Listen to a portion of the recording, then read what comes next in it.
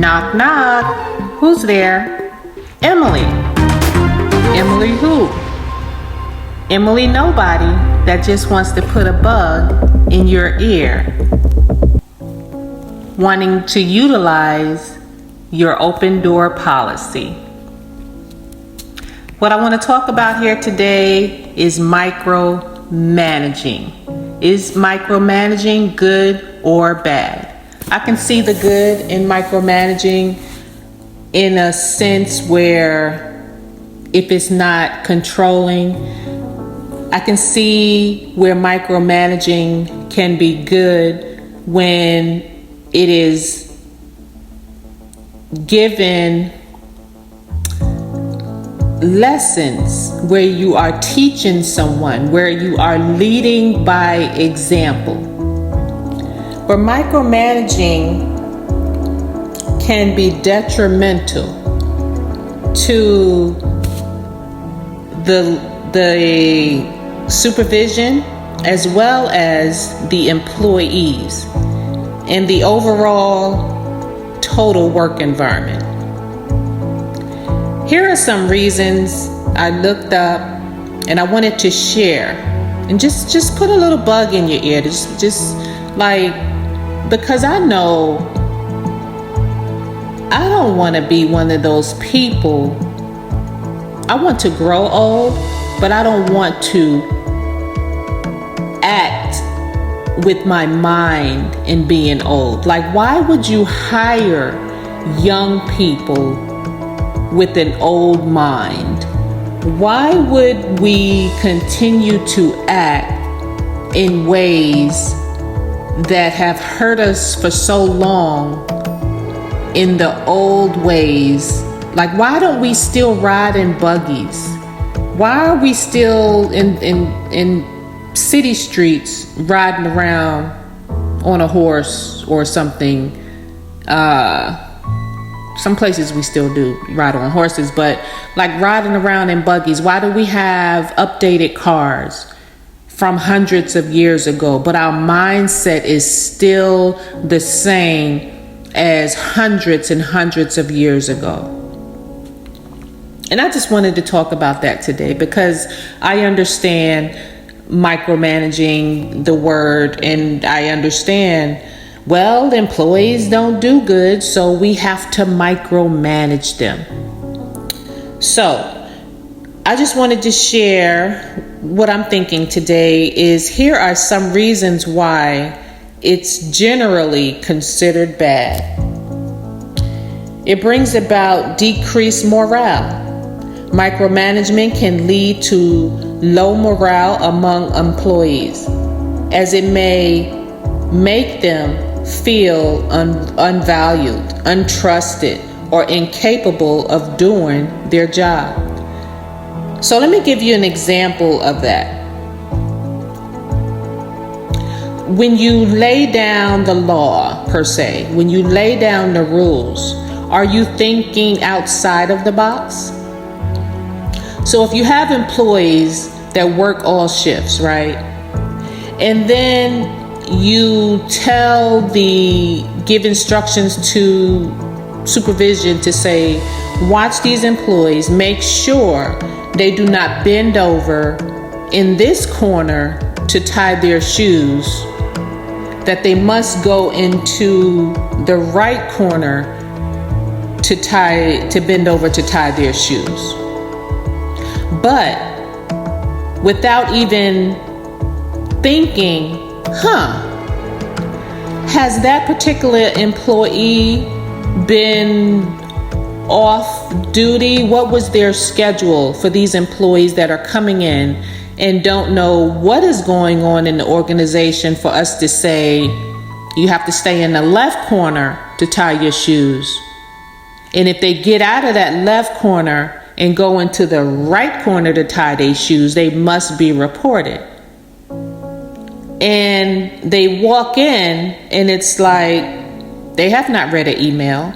They have not been greeted by anyone from management to say, I know you've been off for a few days, but and welcome back.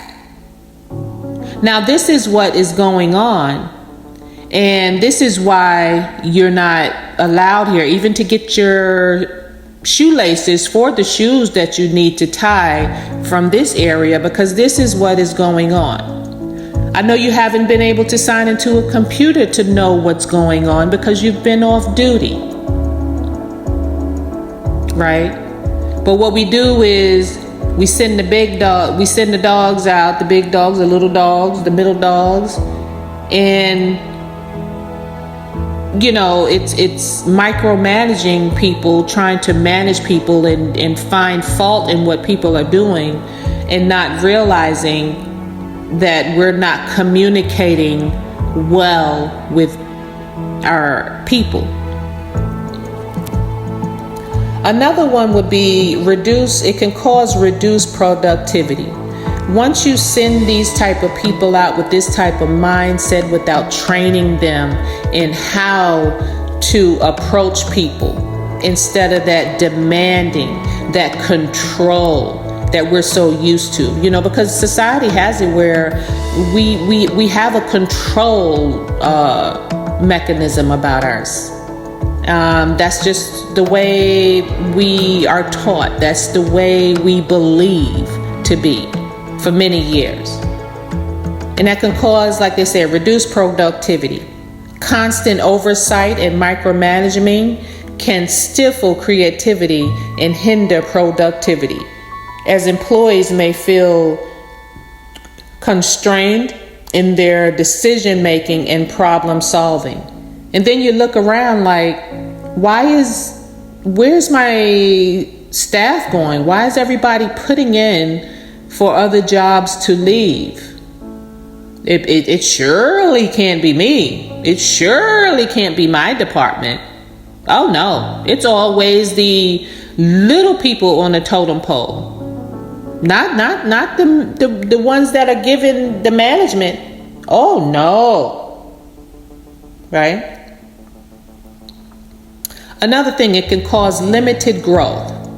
Micromanaging can impede professional development.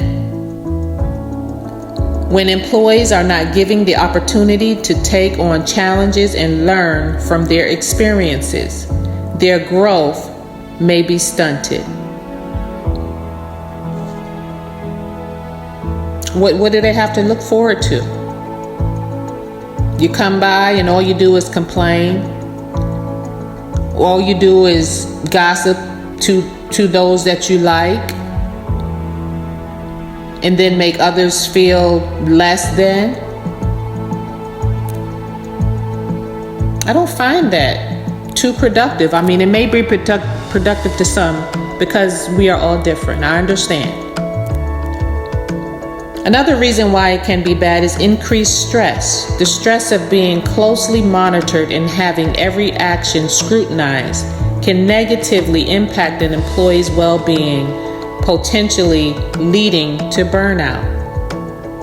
That reminds me, working at Fort Bragg at the SRC, and I was new there, drawing blood for the soldiers that were activated, the reservists that were activated to active duty, and they sent someone over to watch me, and I knew that, but he was so cool about it. He wanted to see, and they had to do their job to see who's efficient. And so he made jokes and he walked around.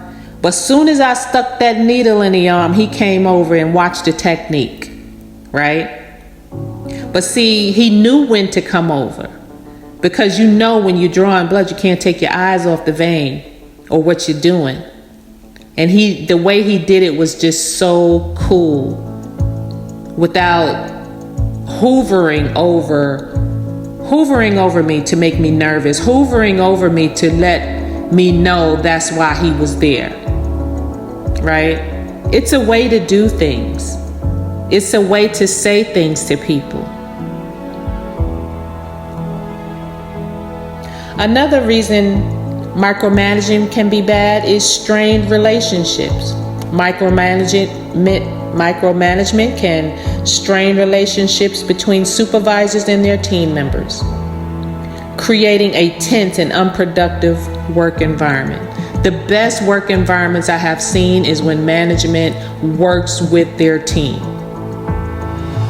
They allow their team to express their feelings while they know management's expectations. In a professional, being very professional with dignity and respect, without that nasty, controlling behavior, that nasty, oh, I got a big ego and I'm in charge and you will listen to me and only me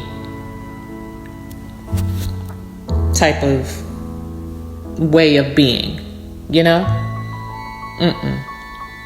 It can also cause inefficiency. Constant involvement in small details may divert a manager's attention from more strategic aspects of their role, affecting the overall efficiency of the team or organization.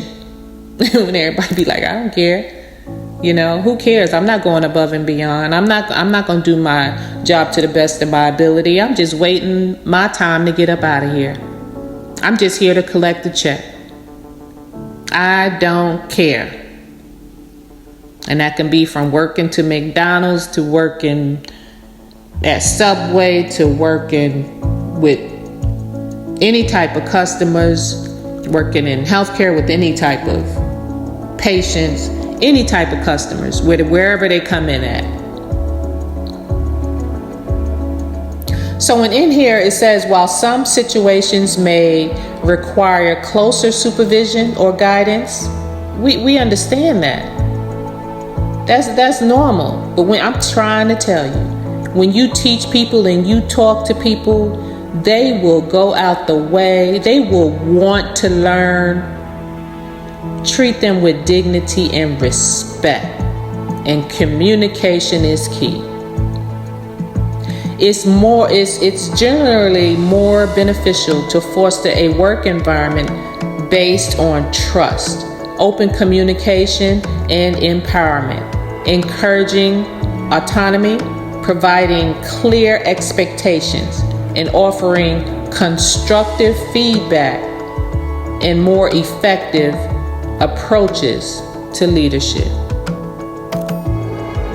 And that's basically it. As far as, it's pretty annoying. Being micromanaged can reduce, and just watching how it all falls down. And sometimes managers don't even teach their people how to go out and observe people, observe situations, and teach them how to train others without that nasty, controlling behavior. Being micromanaged can reduce an employee's confidence, extinguish autonomy, and severely impact creativity. And a lot of people expect to have the best of the best employees. And believe it or not, it says here that's the best case scenario. At worst, being micromanaged can lead to employees seeking work elsewhere, or even lead to long-term anxiety, stress, and depression. And we wonder why.